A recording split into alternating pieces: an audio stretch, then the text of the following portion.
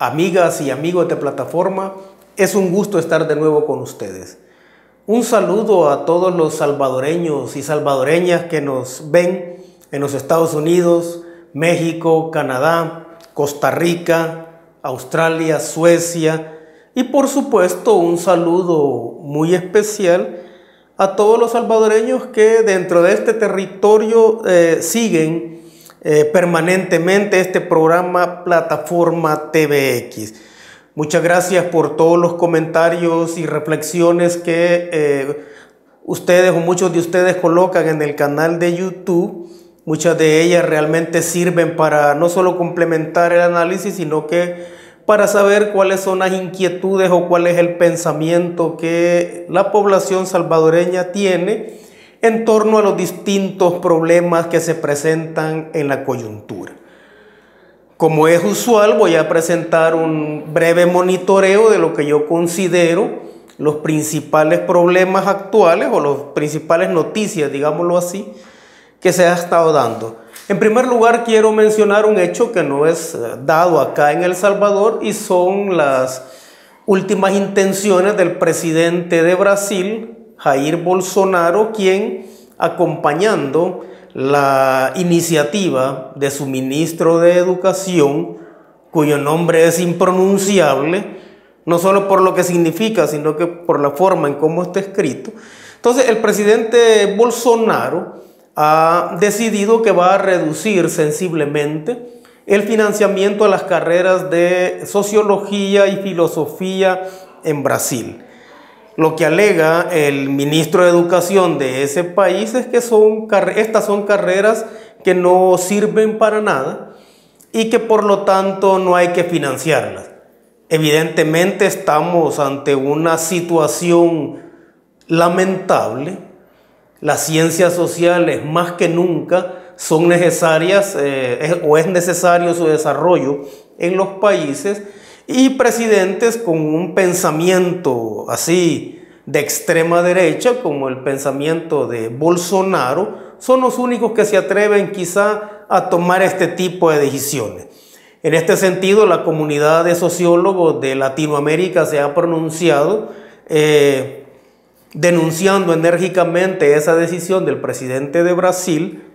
El colectivo de docentes de Ciencias Sociales y Humanidades de la Universidad de El Salvador también está redactando su propio pronunciamiento al respecto. Entendemos que las ciencias sociales y particularmente la sociología son ciencias incómodas para los políticos porque señalan precisamente cuáles son los distintos problemas que está viviendo la sociedad.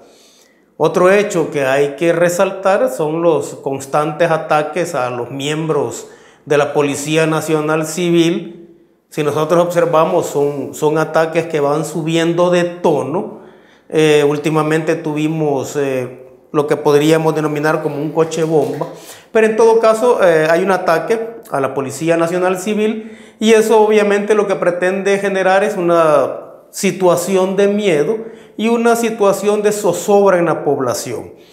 Hay que mencionar los disturbios que se están originando en el vecino país de Honduras a raíz de una decisión tomada por el ejecutivo de ese país de reducir todo el financiamiento a la educación y a la salud con la coartada de que se está haciendo una reestructuración de esos sectores.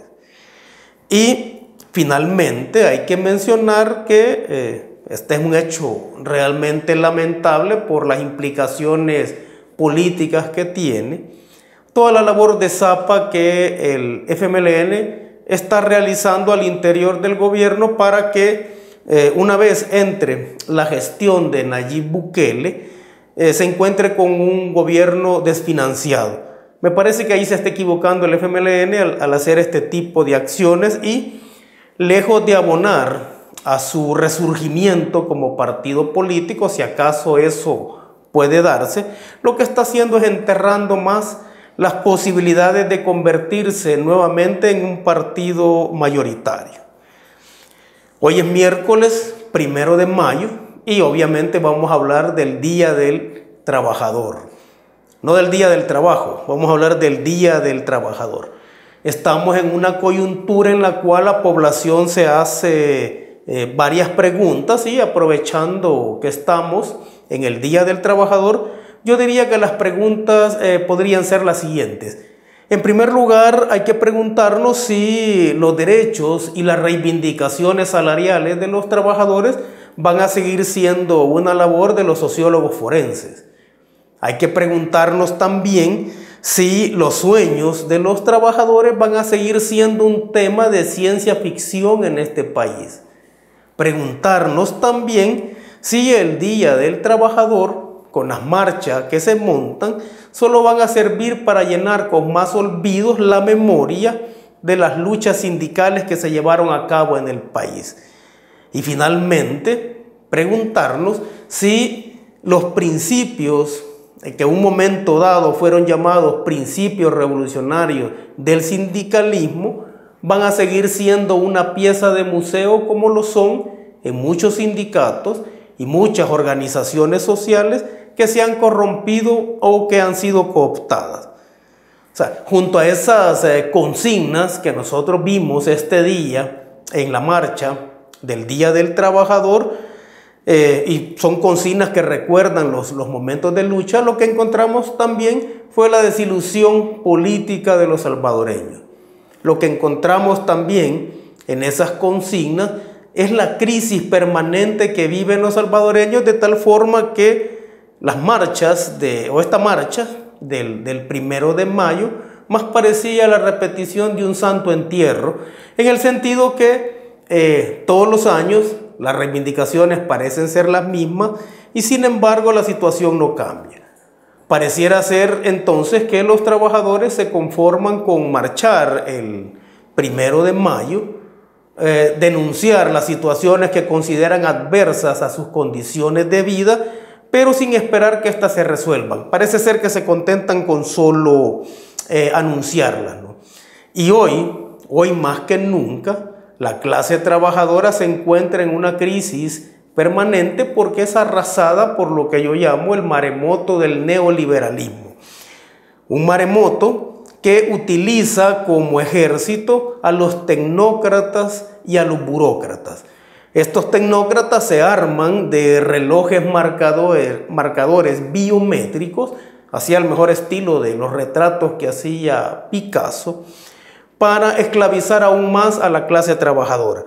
Ahora, el uso de los relojes marcadores biométricos puede resultar patéticamente efectivo en las maquilas, pero no así en otras áreas de la economía y principalmente en el sector público. Sin embargo, lo que estamos viendo es que arrastrados por ese maremoto del neoliberalismo, el sector público también está haciendo uso de esos relojes biométricos, lo cual es denigrante para los trabajadores, en el sentido de que ningún reloj de ese tipo es propicio para mejorar la mística de trabajo. Ningún reloj o ninguna forma de supervisar de esa manera el trabajo de los empleados públicos y de los empleados en el sector privado sirve para mejorar la productividad. Lo que estamos viendo entonces es de que lo que se quiere es inaugurar lo que yo llamo la esclavitud postmoderna, y se va a utilizar o se está utilizando en este caso los relojes marcadores biométricos que sirven, y fíjense bien en esto, sirven específicamente para descontar las llegadas tardías. Pero ese mismo reloj no sirve para pagar el trabajo extra.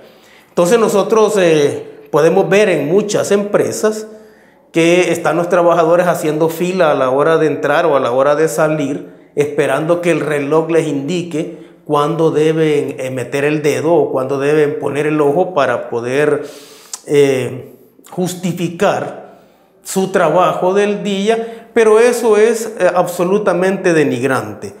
Es denigrante porque nos lleva a un nivel de esclavitud parecido a lo que se tenía en el siglo XIX, cuando la revolución industrial estaba en su pleno apogeo.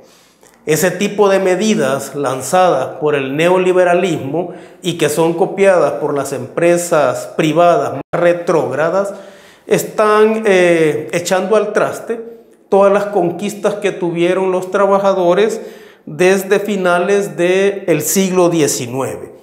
Ahora, esto del Día del Trabajador, ¿cuándo empieza? Empieza precisamente el 1 de mayo de 1886 en Chicago, la que se conoce como la Ciudad de los Vientos, y ahí lo que se lanzó fue una huelga que particularmente tenía dos reivindicaciones. Una era una jornada laboral de 8 horas y la otra era la libertad de organización sindical. Esa huelga tuvo sus mártires, los que se conocen como los mártires de Chicago. Estamos hablando de 5 obreros, Engel, Parson, Fisher y Spice. Estos obreros fueron condenados a muerte en un juicio amañado en junio de 1886, lo cual posteriormente fue considerado como una vergüenza jurídica, que se le llamó la conspiración del lunes por la noche.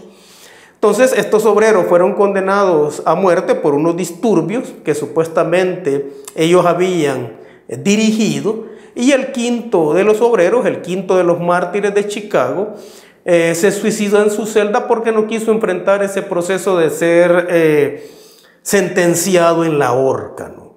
Ahora, la pregunta es, ¿cuántos de los trabajadores que marcharon este día conmemorando el Día del Trabajador, cuántos de ellos conocen esta historia? O la pregunta podría ser, ¿no? ¿Es relevante o es importante que los trabajadores organizados y no organizados conozcan esta historia? A mí me parece que sí. Sin embargo, un breve sondeo que se hizo ahí con las personas que participaron en la marcha, la conmemoración del Día del Trabajador, la inmensa mayoría, por no decir 9 de cada 10, desconocían esta historia. Y si uno no conoce las bases históricas sobre las cuales se montan o se fundan organizaciones tales como los sindicatos, definitivamente no va a poder consolidar ese tipo de organizaciones. La mejor muestra de ello es que actualmente en El Salvador, así como no hay un liderazgo político que sea absolutamente relevante, y aquí quizás deberíamos hacer el paréntesis del caso de Nayib Bukele nada más, pero en los demás sectores de la vida política de este país no existe un liderazgo que sea referente para la población. De la misma forma podemos decir que en el caso de los trabajadores no existen líderes sindicales que sean el referente o que sean el ícono de las reivindicaciones de los trabajadores. Tanto es así que no existe un liderazgo político por un lado y no existe un liderazgo sindical por el otro. Y aquí voy a juntar dos hechos. Que ningún trabajador o ningún líder sindical se ha inscrito o se inscribió como candidato a dirigir al FMLN, como candidato a asumir la Secretaría General del FMLN.